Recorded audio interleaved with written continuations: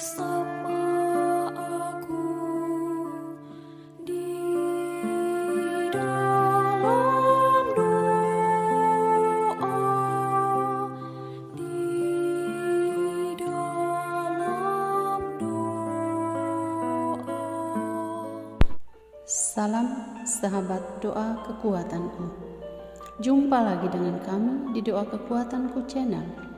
Dalam doa dan permenungan kita hari ini, Minggu 31 Oktober 2021, Pekan Biasa ke-31.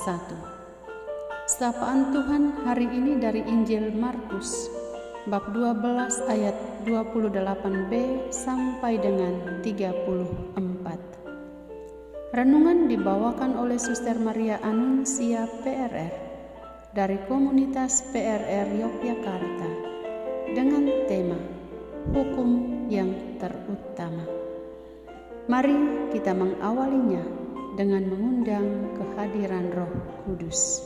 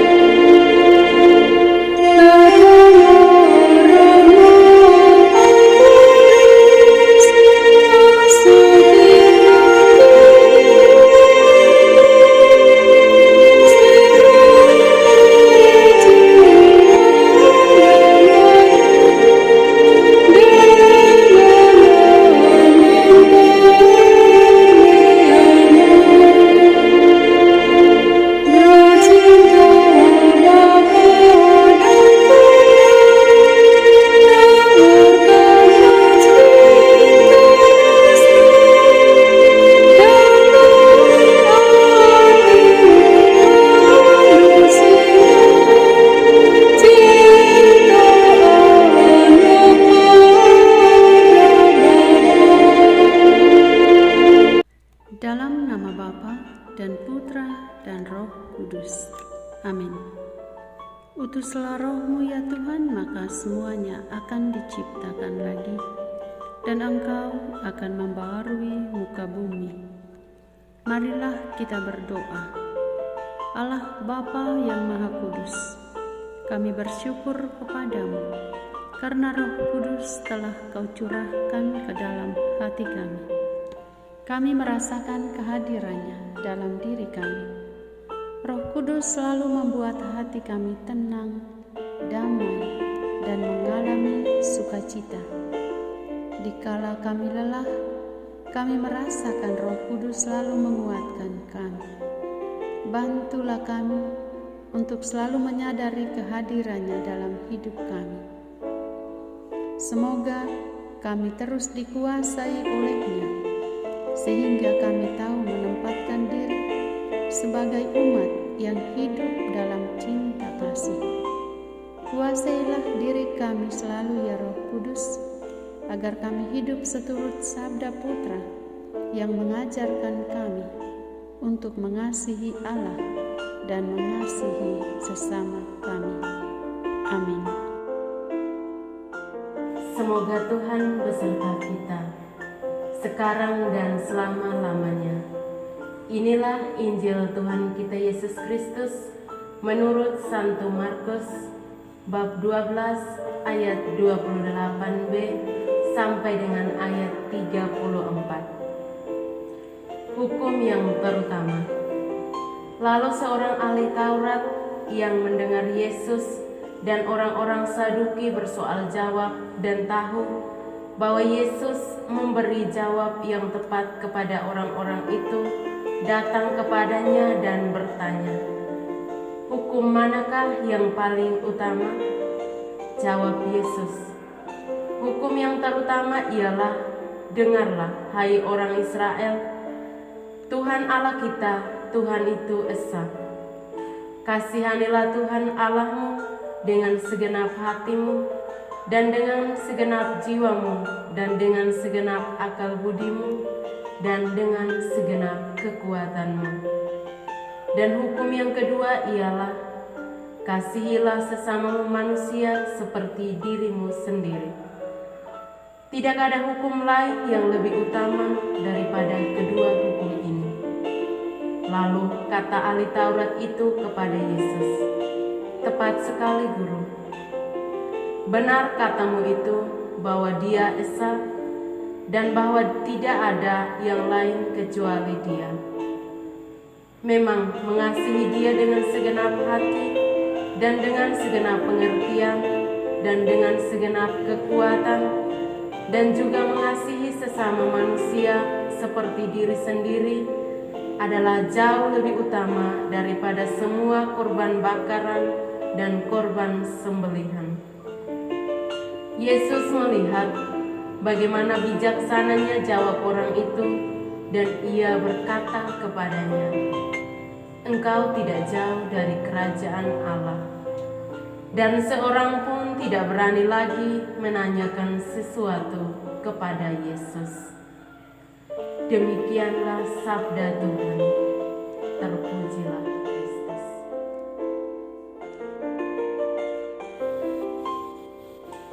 Hukum yang terutama.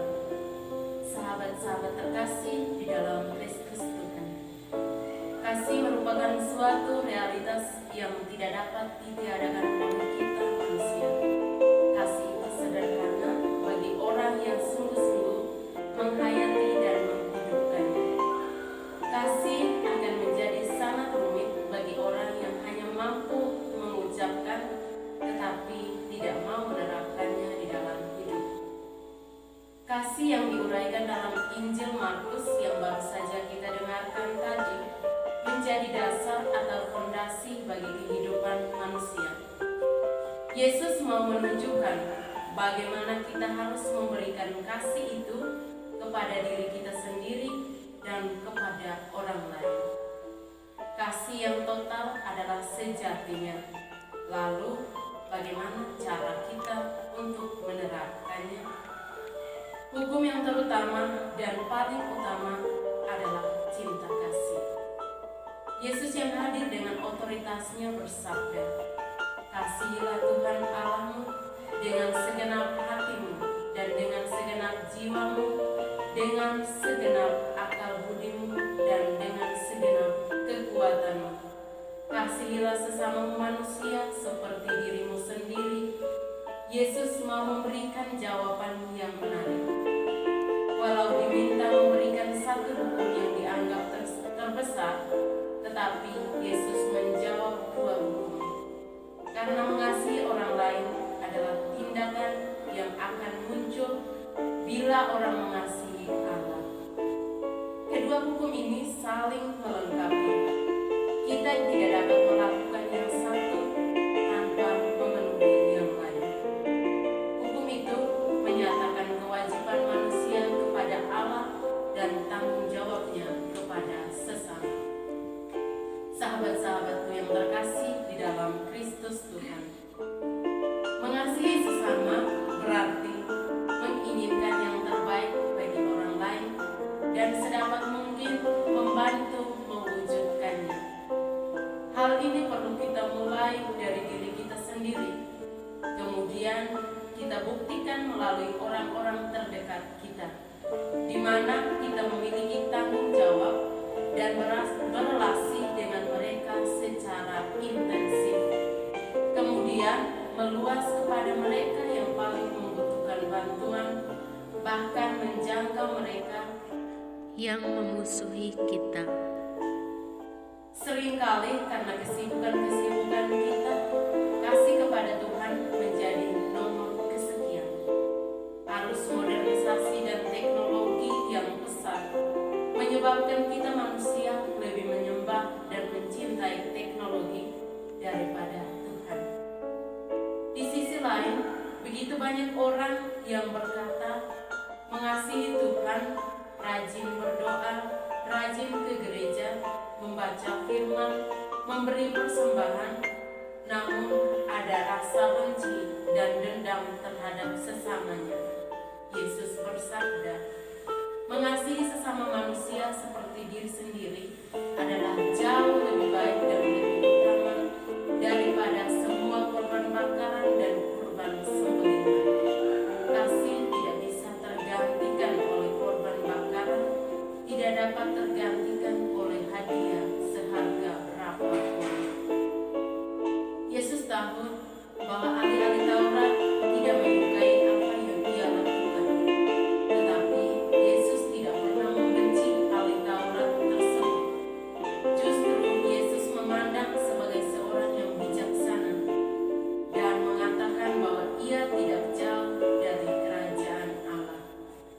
Ia tidak membenci dan mendendam terhadap ahli Taurat tersebut.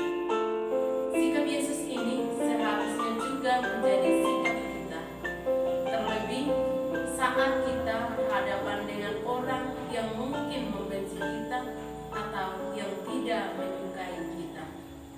Sikap benci atau dendam tidak menguntungkan kita sama sekali. Sikap-sikap ini justru hanya akan menimbulkan derita batin bagi kita, hanya akan menghambat kebebasan batin kita sebagai anak-anak Allah untuk mengekspresikan diri kita apa adanya. Sikap ini sudah seharusnya kita jauhkan agar hanya kasihlah yang hidup, berkembang dan berbuah di dalam diri kita. Kasih itu indah, jadi jangan pernah mengabaikan kasih itu di dalam hidup kita. Sahabat-sahabatku yang terkasih di dalam Kristus Tuhan, marilah kita menjadikan kasih sebagai jantung dalam hidup kita, jantung yang dapat membuat hidup kita lebih hidup. Karena hanya melalui kasih dapat membuat hidup kita menjadi aman dan tenang. Semua. Marilah kita menyampaikan permohonan-permohonan kita. Kami bersyukur kepadamu ya Tuhan, atas rahmat iman yang Engkau tanamkan dalam diri kami, atas kasih penyertaan-Mu dalam hidup kami. Lihatlah dengan tatapan kasih-Mu, kami semua, seluruh umat-Mu, dimanapun berada, yang sedang menghadapi wabah virus corona ini. Peliharalah kami senantiasa, agar kami semua terbebaskan dari wabah ini. Marilah kita mohon, kabulkanlah doa kami ya Tuhan. Kami berdoa kepadamu ya Tuhan. Sudilah memberikan rahmat-Mu kepada kami dan keluarga kami. Semoga rumah tangga kami menjadi rumah tangga yang penuh dengan rasa damai, dengan kemurnian hati dan cinta kasih yang tulus. Marilah kita mohon, kabulkanlah doa kami ya Tuhan. Kami berdoa kepadamu ya Tuhan, mohon kekuatan dan penghiburan bagi semua orang yang sedang sakit, menderita, dan mengalami kesusahan karena alasan apapun. Berilah mereka kesembuhan dan pemulihan dari keadaan mereka. Dan semoga kami semua semakin percaya akan mujizat dan kekuatan cinta dari-Mu sendiri, akan cinta kasih yang selalu Engkau curahkan kepada kami. Marilah kita mohon, kabulkanlah doa kami ya Tuhan. Ya Tuhan, dengarkanlah permohonan pribadi dan keluarga kami masing-masing.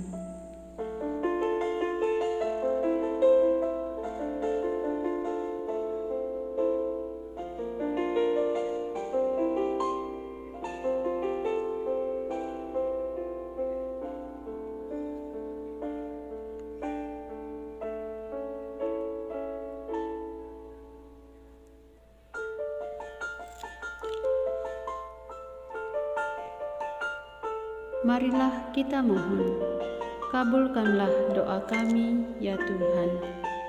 Bapa kami yang ada di surga, dimuliakanlah nama-Mu, datanglah kerajaan-Mu, jadilah kehendak-Mu di atas bumi seperti di dalam surga. Berilah kami rejeki pada hari ini, dan ampunilah kesalahan kami, seperti kami pun mengampuni yang bersalah kepada kami. Dan janganlah masukkan kami ke dalam pencobaan, tetapi bebaskanlah kami dari yang jahat. Amin. Salam Maria, penuh rahmat, Tuhan serta-Mu. Terpujilah Engkau di antara wanita dan terpujilah buah tubuh-Mu, Yesus. Santa Maria, Bunda Allah, doakanlah kami yang berdosa ini, sekarang dan waktu kami mati. Amin. Yesus Kristus, Anak Allah yang hidup, terang dunia, Aku sembah sujud kepadamu, untuk Engkau aku hidup, untuk Engkau aku mati. Yesus Kristus, Anak Allah yang hidup, terang dunia. Aku sembah sujud kepadamu, untuk Engkau aku hidup, untuk Engkau aku mati.